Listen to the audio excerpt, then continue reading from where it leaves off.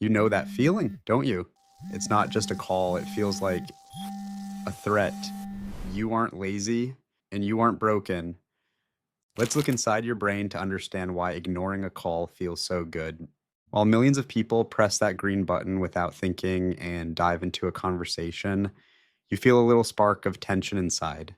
It's not panic, it's just a deep feeling of, ugh, I wish they had just texted instead. You wait for the ringing to stop, you tell yourself that lie. I'll call them back later. And for years, society has told you what this means. You're antisocial, you're rude, you're shy. Maybe you even have a phone phobia. But what if I told you they're all wrong? Stay with me because what neuroscience says about people who hate phone calls will completely change how you see this. Not answering isn't a sign of weakness, it might actually be proof of how deeply your brain processes information. Here's the truth nobody talks about. Avoiding phone calls isn't about hating people, it is about cognitive sovereignty. Let's look at the fascinating difference between the brains of people who love phones and those who don't. People who love the phone are usually synchronous processors. They thrive on instant reactions. For them, speaking happens at the exact same speed as thinking. But the brain of an avoider works differently. Psychologists call this high bandwidth communication. Your brain doesn't just hear the information, it is analyzing tone, intent, emotion, pauses, and meaning all at the same time. A phone call is essentially a cognitive hijack for your brain. Think about it. You're in the middle of a deep thought, or work, or just your own peace. The phone rings and gives your brain an order. Drop whatever you are doing and react instantly to my vague demand without any preparation. For phone lovers, this is an opportunity.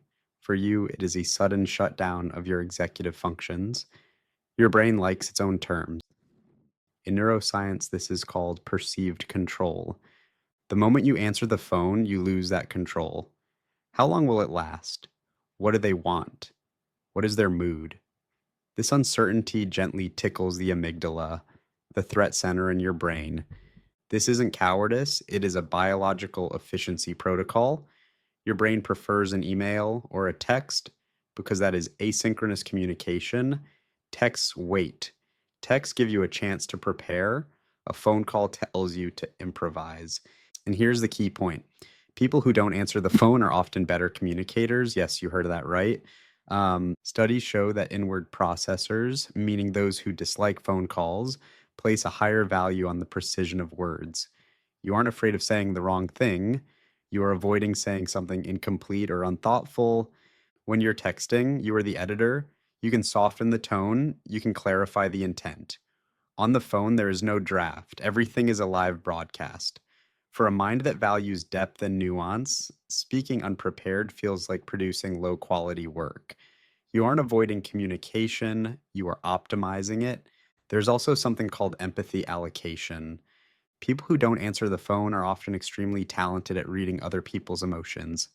If you are someone who has been reading the room since childhood, understanding how everyone feels, a phone call isn't just talking, analyzing that micro tremor in the other person's voice, making them happy, filling the awkward silences. It is an emotional marathon.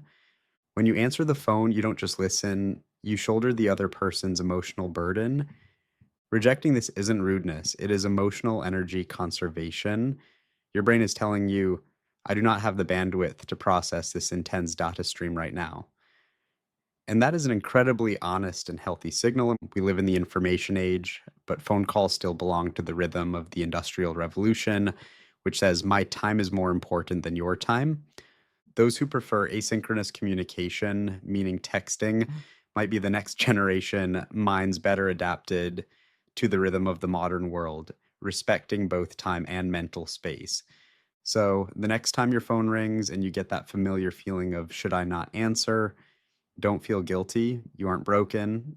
You just have a brain that works with the precision of a library in a world that operates like a noisy office.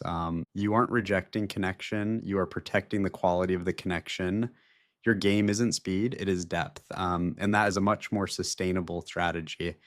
If this analysis made you say, finally, someone understands me, you aren't alone. You are probably the most strategic mind in the room.